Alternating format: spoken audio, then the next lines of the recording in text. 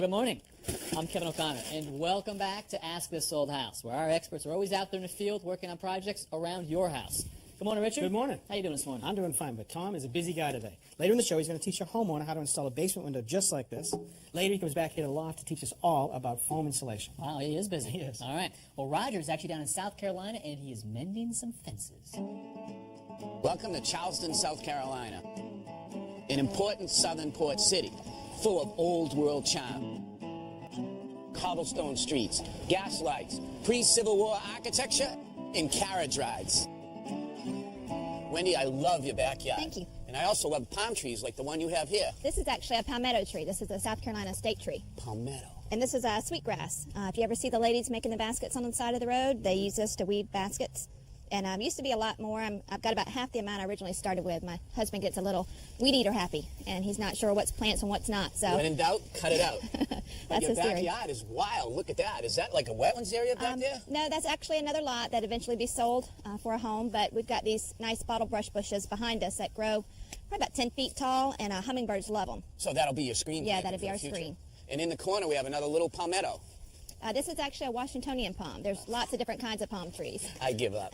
But you didn't write me about palms or palmettos. You No. wrote me about your gate. And Correct. that must be this one over here, The sagging gate. the sagging gate. I guess it is sagging. You've got a double gate, about 6 feet long each side, big gates, heavy gates, held together with a bungee cord. That's our fix for right now. Now I know why the bungee cord is there. Now, if you look at this, you'll see, first off, this is pressure-treated wood, and that's very heavy. Yes. Usually when I look at a gate, I want to see a brace that runs from corner to corner to keep it from racking.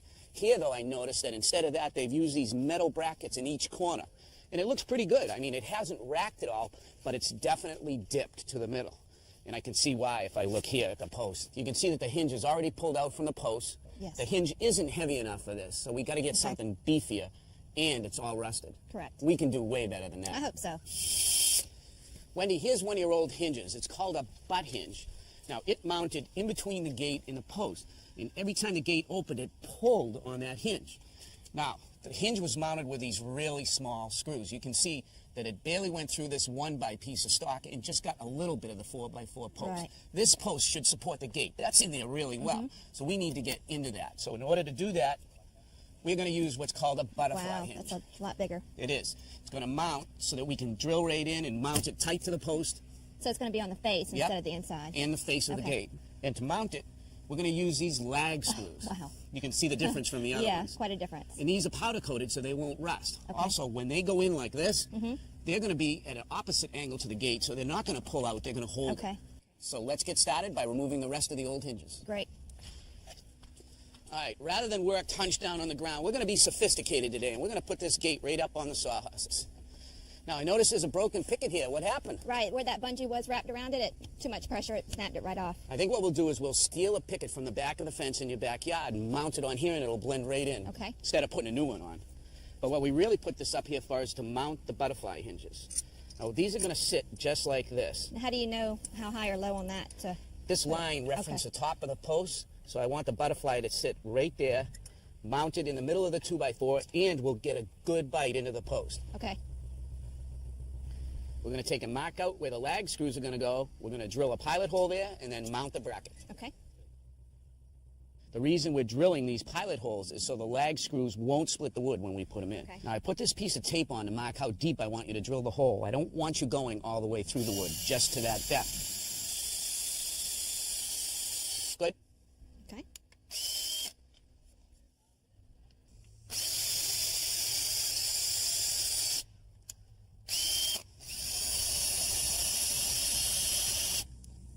Okay?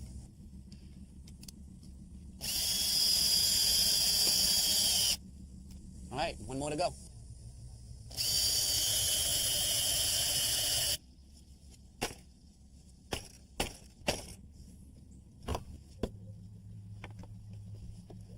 All right, Wendy, bring that picket in. Now, I'm going to hold the level across the top. You're just going to push the Okay. picket up to me, line it up in the middle, and go ahead and screw it in. No one will ever know we replaced it. Okay.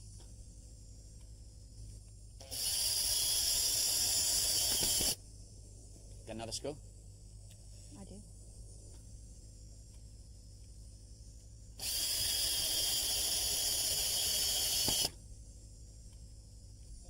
Now we're going to hang the gate. What I want to do is set it on that 2x4 and bring it up to me a little bit. Okay? All right, slide it to me a little bit. Whoa, whoa, good. All right? Now what I'm going to do is I'm going to use this wedge. I'm going to slide it under the gate. All right? What I want to do is bring up the pickets on the gate to the same height as the pickets on your fence. It looks like it's just going to go up a hair more. That looks good. Now take the 4-foot level and make sure the gate's level. Looks good. Okay. Now, if you look here, you'll see I've left about a ½ inch gap so the gate won't bind when it opens. Okay. Now I'm going to mark the butterfly hinges on the post side, pre-drill those holes for the lag screws. Okay.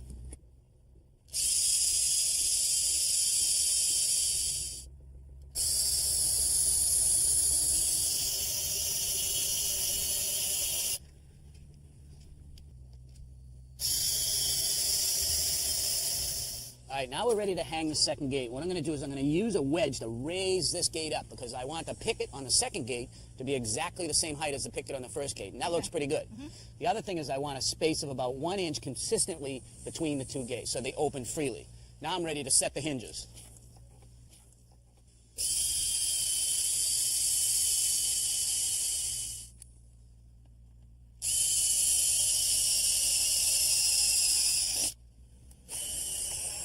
All right, the hinges are all set. Now I'm going to take the wedge out, and then I'm going to pull the 2x4 from under the gates. Okay, open your gate. Hallelujah. It swings open. Take a look at this. Wonderful. Thank you so much for coming to South Carolina. It hadn't swung in 2 years. That's been my pleasure.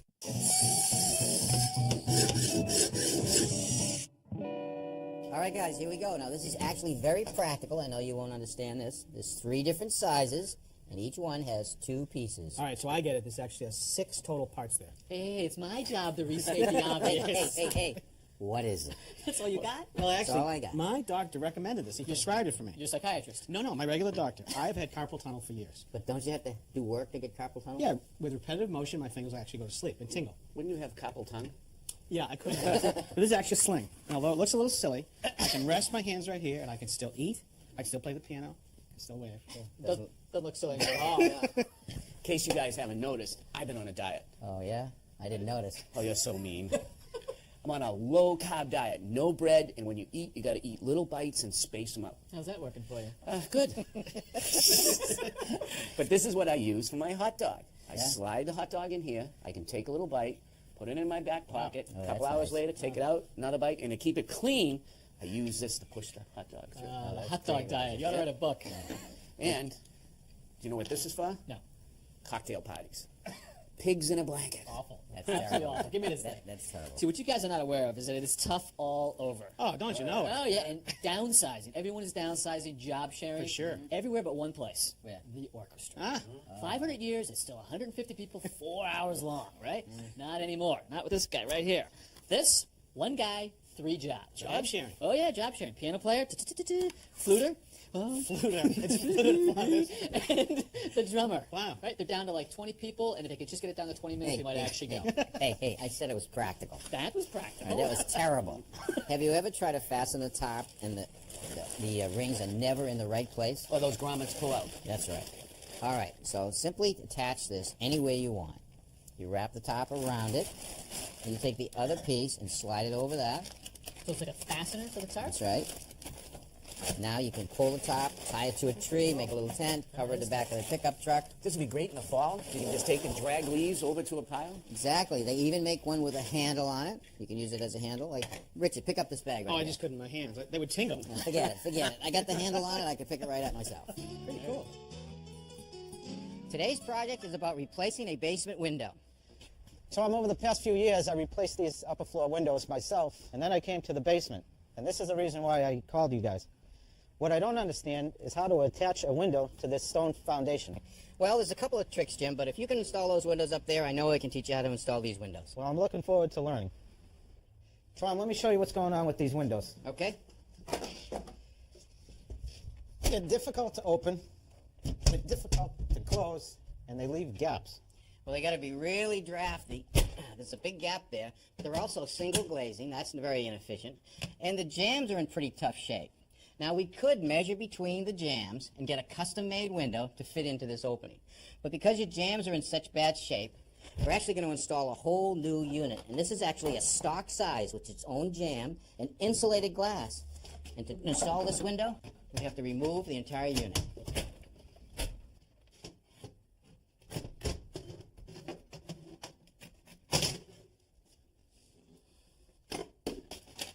Using a reciprocating saw, I'm going to cut the right side of the jamb.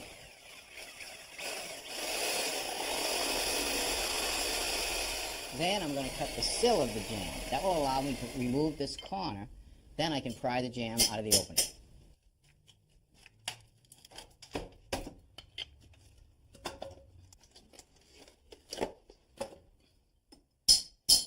The sill and side jambs are out. Now all we have to do is the header. Now the opening has a pitch at the bottom like a windowsill. The new window doesn't have a sill, so I'm going to make one out of a piece of pressure treated 2x8 so that it won't rot. Now on the front edge of the windowsill, it needs to be plumb to match the rest of the windows. To get that angle, I'm going to hold the 2x8 on our masonry opening, take our level, hold it against the end of the 2x8, holding it plumb, mark the end of the 2x8 where I want to cut it. All right, now that's the plumb cut right there. It's about 10 degrees.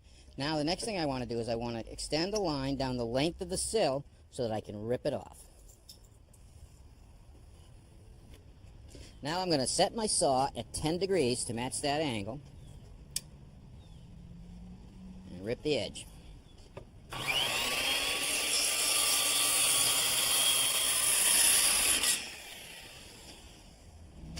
Okay, front edge of the sill is plumb, the masonry opening is pitched, and so is the sill.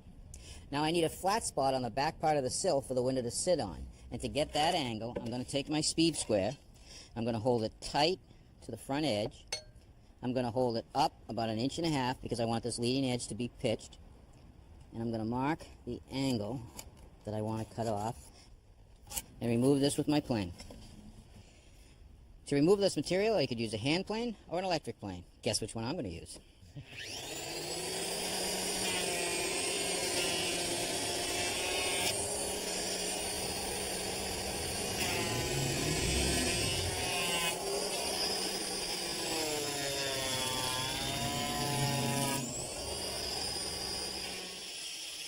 With my circular saw set at 10 degrees, I cut a shallow groove under the sill. That acts as a drip edge, keeping the water from creeping back up under the sill. All right, Jim, I had to cut the nailing flange off because we don't need it. It's normally used when nailing the window into a wood opening. All right, now the next thing I want to do is apply 2 beads of caulking along the bottom of the window. Now we're ready to attach the sill to the bottom of the window. I pre-drilled the holes for the screws. Now I'm going to line it up, the end of the window, on each end. I'm going to bring it up just a hair.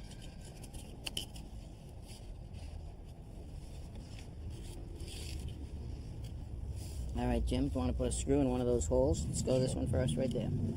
Let me check it again, one more. Okay, go ahead.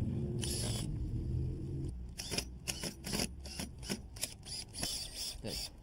Okay, let's get another one down here. A little more. Good. Now I'm going to put 1 bead of caulking where the windowsill meets the window.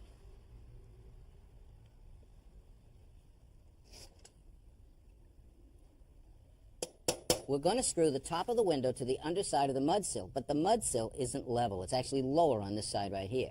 So I attached a couple of shims on the low side. I then took my level and ran it from that shim, and I put a couple more shims in, making those level.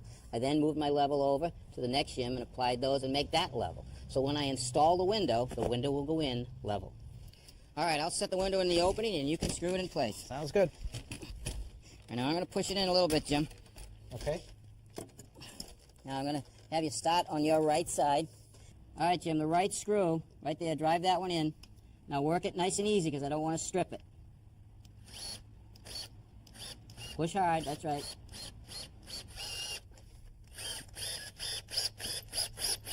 All right, bring it up, Jim. Yeah, nice and tight. Okay, you there? Yep. Okay, good. Now let's do the one on this end.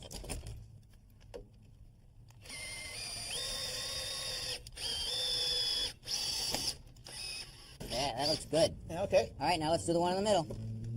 All right, we know the window is level. The next thing I look at is this gap right here between the sash and the frame to make sure that it's consistent on both sides. That tells me that it's square. Next thing I want to do is make the window plumb in the opening front to back. And how are we going to do that? Well, I'm going to hold my level against the jamb of the window and look at my level and push the bottom in until it's plumb. Now I take a shim and I temporarily wedge it in there, holding the window into position. Now I check the other end, see how that is. And I'll put another shim on this side. All right, the next thing I want to do is I want to actually glue the window into place and also seal the air gap. So I'm going to use some minimal expanding foam and inject it into the void under the windowsill.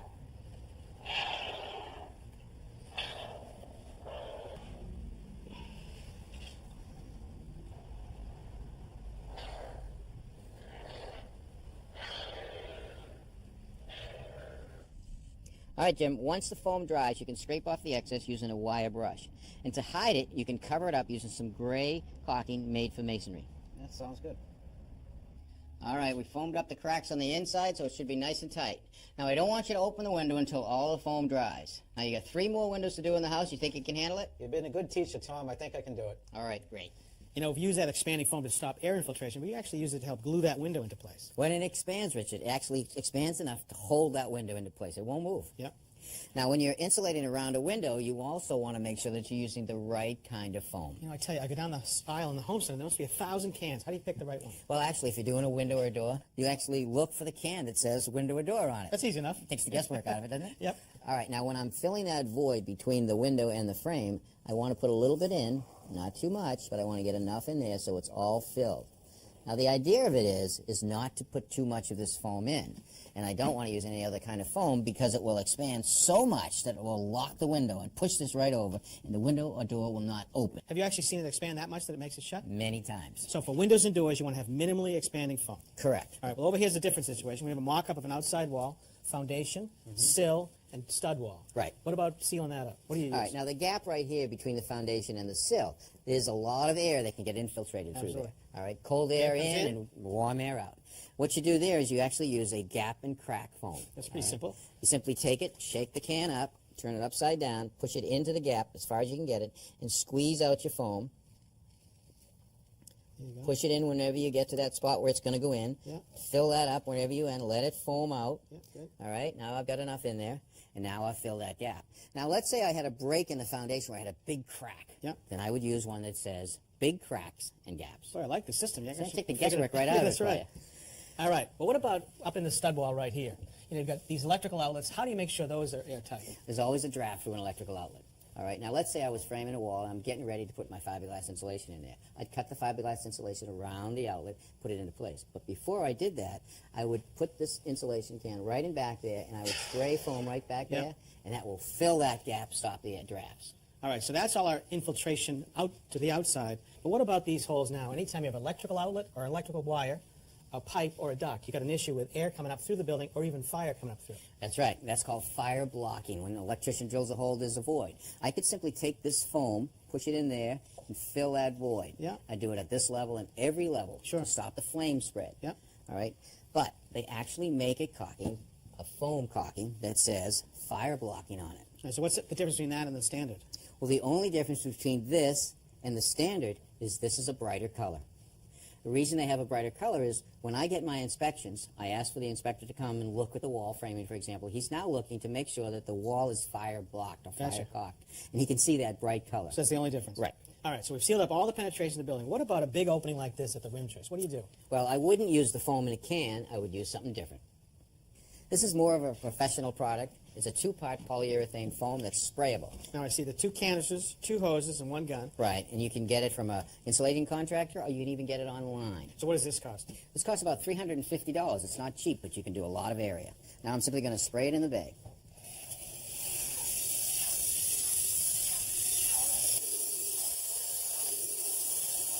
You have to use a lot of cans to get that much Oh yeah. space filled. Now that'll grow right out in a second. All right. Hey, look at this mock-up. Huh? You guys learning all about expanding That's foam? right. Trying to tighten that building up. Good. Well, another show full of great tips, and we've got plenty more. So we'd love to hear from you. Drop us a line. Until next time, I'm Kevin O'Connor. I'm Roger Cook. I'm Richard Thuy. And I'm Tom Silva. For Ask This Old House. It's insulating because you're very filling. It's coming If you have a question about your house or a tip you'd like to share, please let us know.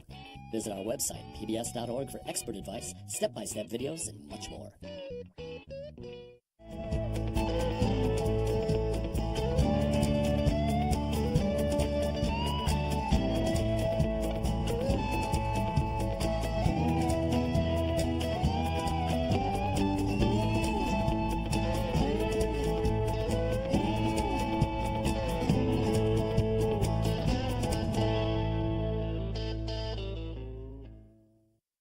Next time on Ask This Old House, we've cooked up an entire episode on kitchen cabinets. And this swings around, so now you can get at everything that's back in that corner.